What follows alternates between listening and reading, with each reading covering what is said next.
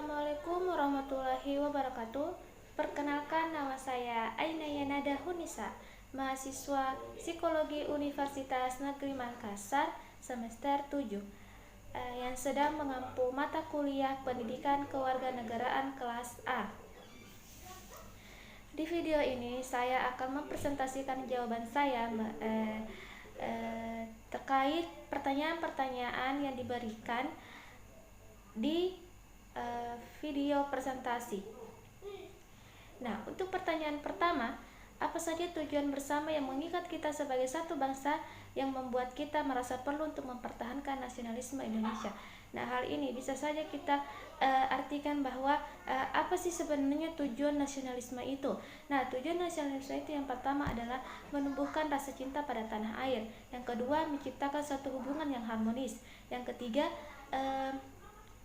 menjamin sebuah kemauan dan kekuatan untuk mempertahankan masyarakat nasional untuk melawan musuh dari luar. Dan yang keempat adalah menumbuhkan sebuah semangat rela berkorban untuk negara. Nah, untuk pertanyaan yang kedua, nilai-nilai apakah yang dapat mendukung tercapainya tujuan bersama kita? Nah, tujuan bersama kita ini sudah kita sebutkan di atas tadi. Nah, untuk nilai-nilainya seperti nilai rela berkorban untuk tanah air, yang kedua nilai semangat juang yang tinggi, dan yang ketiga adalah nilai saling menghormati dan saling menolong antar sesama warga. Nah, untuk pertanyaan ketiga, bagaimana formula nasionalisme yang relevan dan konteks transnasionalisme dan kewarganegaraan global? Nah, transnasionalisme adalah suatu fenomena sosial di mana manusia ini semakin saling terhubung dan perbatasan ekonomi dan sosial antar negara semakin kabur. Nah, sedangkan kewarganegaraan global ini di mana individu ini mengutamakan identitas sebagai masyarakat global di atas identitasnya sebagai warga negara. Nah, berdasarkan konsep ini, identitas seseorang sudah melintas dari batas geografi atau politik, dan manusia di planet bumi saling ketergantungan dengan satu dengan yang lain. Nah, kedua fenomena ini yaitu transnasionalisme dan kewarganegaraan ini saling terhubung. Nah, transnasionalisme ini ada karena kewarganegaraan global. Ketika kedua fenomena ini ada di Indonesia, maka nasionalisme Indonesia ini semakin lama semakin memudar. Terus pertanyaan yang keempat adalah bagaimana memahami berbagai perubahan dan evolusi makna nasionalisme itu sendiri. Nah, perubahan makna nasionalisme itu berdasarkan warga negara itu sendiri. Bagaimana dia memahami makna nasionalisme itu, dan tidak bisa dipungkiri bahwa perubahan makna nasionalisme ini pasti dipengaruhi oleh globalisasi yang semakin bebas masuk ke Indonesia.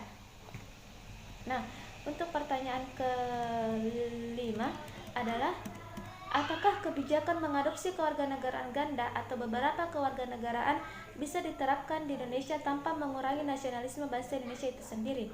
Nah, pemerintah Indonesia tidak memperbolehkan kewarganegaraan ganda kecuali pada anak yang memiliki orang tua salah satu orang tuanya berada di luar negeri. Nah, akan tetapi ketika anak tersebut sudah berusia 18 tahun, anak tersebut harus memilih salah satu kewarganegaraan. Nah, Indonesia melarang kewarganegaraan ganda karena dianggap dapat mempengaruhi kedaulatan dan pertahanan negara, seperti penyalahgunaan identitas dan menjual identitasnya untuk kepentingan pribadi.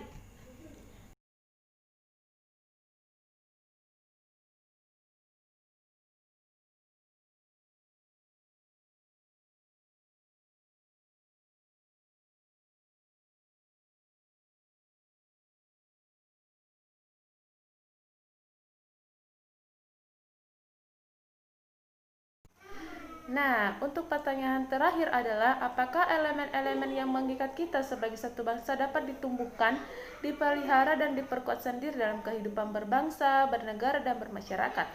Nah, elemen-elemen yang mengikat kita seperti rasa nasionalisme, identitas kita sebagai warga negara Indonesia, semuanya itu bisa kita tumbuhkan, pelihara, dan diperkuat sendiri selagi ada niat untuk tetap mengembangkan elemen-elemen tersebut. Sekian dari saya. Assalamualaikum warahmatullahi wabarakatuh.